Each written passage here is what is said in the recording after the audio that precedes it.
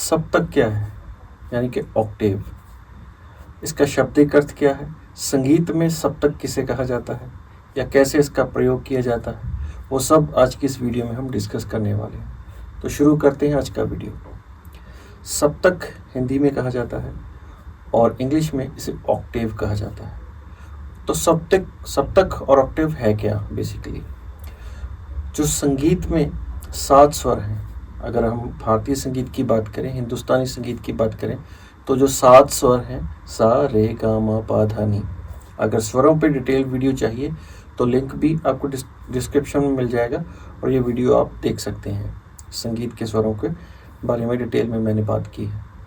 तो सप्तक इन 7 स्वरों का सा रे गा मा पा धा नी जो शुद्ध स्वर है और 5 विकृत स्वर, जो 12 स्वर हमें हारमोनियम पे दिखाई देते हैं, पियानो पे दिखाई देते हैं, जो म्यूज़िक में यूज़ होते हैं, जो 12 के 12 नोट्स हैं। जो वेस्टर्न म्यूज़िक में कहें तो सी से लेके C sharp, D sharp, E F sharp, G sharp, A B flat B, तो ऐसे 12 जो की नोट्स हैं उन्हें मिलाकर एक ऑक्टेव बनता है।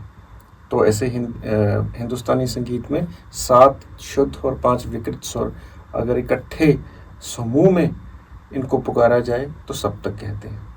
तो साधारण भाषा में सीधी डेफिनेशन सप्तक की होती है कि 7 शुद्ध या ऐसा कहिए 7 स्वरों के समूह को सप्तक कहा जाता है। सीधी सी बात है। और जो वेस्टर्न म्यूजिक है उसमें हम 12 की नोट्स जो हैं सी से लेकर बी फ्लैट तक और बी तक, जो पूरे 12 स्वर बन जाते हैं, उन्हें ऑक्टेव कहा जाता है।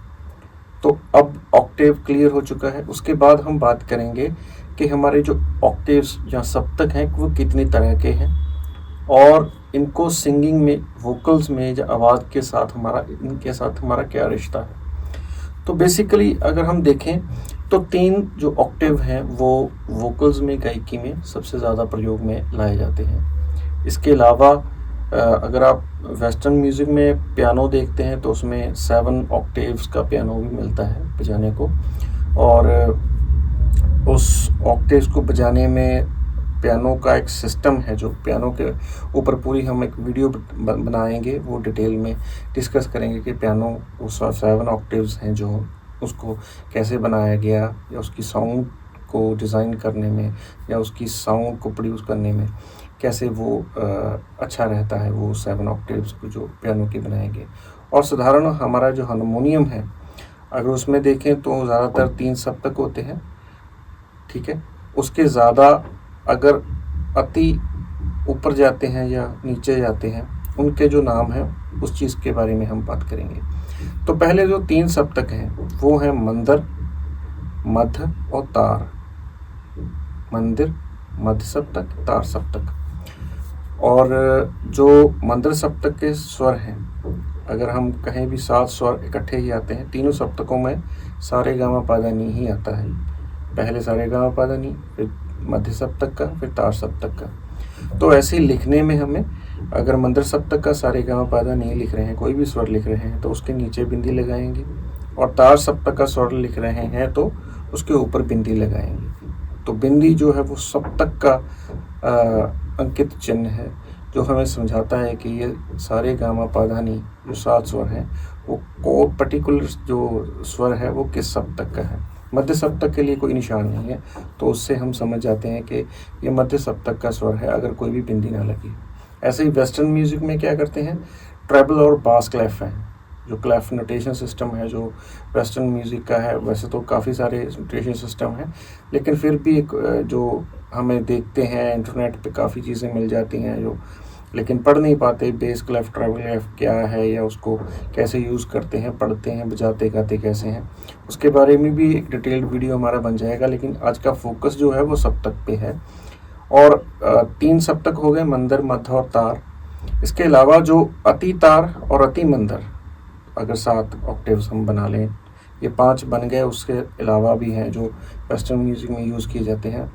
तो अगर अति मंदर और अति तार सप्तक को भी जोड़ लें, 5 सप्तक को जोड़ लें, उसमें से अगर हम निकालें कि इंसानी जो कंठ है, हमारा गला जो है, वो 3 सप्तकों में ही गा सकता है। इससे ज़्यादा गा सकता है किसी असाधारण व्यक्ति हैं जो नीचे अति मंदिर में भी गा लेते हैं, अति तार में भी गा लेते हैं। लेकिन अगर मैं कहूँ कि वहाँ पर संगीत मैथमेटिकल हो जाता है ज़्यादा। अगर हम रागों की जैसे बात करते हैं कि थाट से राग बनते हैं, वो एक अलग टॉपिक है, लेकिन मैथमेटिकली बनाएंगे तो बहुत सारे राग बन जाएंगे। लेकिन राग का गुण होता है कि मधुरता रहनी चाहिए, रंजक हो, ये राग का मेन गुण है। इसी तरह संगीत में भी तीनों सप्तकों के गला हमारा जो है वो तीनों सप्तकों के आगे जब भी जाता है तो रंजकता होता है मेरे हिसाब से। तो इसलिए मेरे हिसाब से 3 सप्तक हैं जो इंसानी कंठ के लिए है, कोई भी हो, फीमेल भी हो, मेल भी हो, तो 3 सप्तकें जो हैं उनमें इंसान गा सकता है। गा सकता नहीं है, एक्चुअली सप्तक बने ही इंसानी कंठ के हिसाब से हैं। अगर हम संगीत की उत्पत्ति की बात करें, वहाँ से लेकर संगीत जो बना है सबसे पहले इंसान ने शायद गाया ही होगा, और उसके बाद गाने के साथ इंस्ट्रूमेंट की जो खोज की या बनाए, चाहे वो ढोलक, तबला, कुछ भी, गिटार, हारमोनियम, कुछ भी बना हो, तो वोकल्स जो हैं, आवाज़ जो सिंगिंग वो जो है उसको प्रधान माना गया है।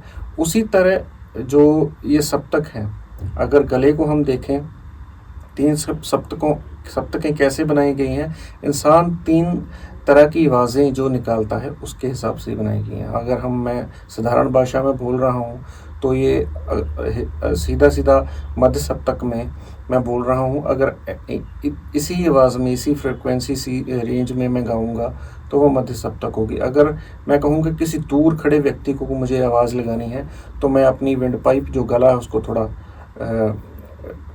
उसको मैं टाइट करूँगा, होल को कम करूँगा और प्रेशर हवा का ज़्यादा बनाऊँगा, जिससे आवाज़ जो है दूर तक जाए, फ्रिक्वेंसी दूर तक जाए, वेव्स जो हैं वो बड़ी बने और देर तक, दूर तक वो ट्रैवल कर पाएँ। और उसी तरह अगर मैं मंद्र सप्तक की बात करूँ तो हम ऐसी आवाज़ भी निकाल सकते हैं जो किसी के कान में कही जा सके, उसको चुभे भी ना और उसके साथ बैठे किसी व्यक्ति को सुने भी ना वो क्या कहा है।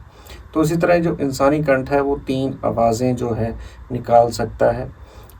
उसी 3 आवाज़ों को अपने बोलने में प्रयोग जो करता है, उसी को गाने में जब प्रयोग करता है तो वो 3 सप्तकों में 7 स्वरों को डिवाइड कर देते हैं, मंद्र, मध्य और तार। ये जो सीधी सी बात है जिसमें हम गायकी को बनाते हैं, गाते हैं, जो चलता आ रहा है। तो इसी तरह सप्तक के बारे में अगर और डिटेल में आपने जानना है तो मुझे मैसेज भी कर सकते हैं, कमेंट करके भी बता सकते हैं और हमें फीडबैक दे सकते हैं कि और बेहतर क्या कॉन्सेप्ट हम आपके लिए ला सकते हैं, आपको समझा सकते हैं। गायकी पे आपको बहुत सारी वीडियो मिल जाएंगी, लेकिन कॉन्सेप्ट को समझाना बहुत ज़्यादा ज़रूरी है कि कॉन्सेप्ट को समझें, उसको फिर प्रयोग में लाएं। संगीत गा लेना अच्छा मेरे हिसाब से वो एक अलग बात है, लेकिन जो गाया जा रहा है, जो इंसान गा सकता है किसी को भी सुन के, उसको समझना बहुत ज़रूरी है। तो समझाने के लिए मेरी कोशिश रहेगी कि आपके साथ ज़्यादा से ज़्यादा जो संगीत की जानकारी है, हर एक पहलू आपके साथ शेयर करूं और इसी तरह वीडियो बनाऊं और आप इस वीडियो को आगे शेयर करें, तब जाके ज़्यादा से ज़्यादा लोगों तक ये जानकारी पहुंच सके। शुक्रिया, थैंक यू।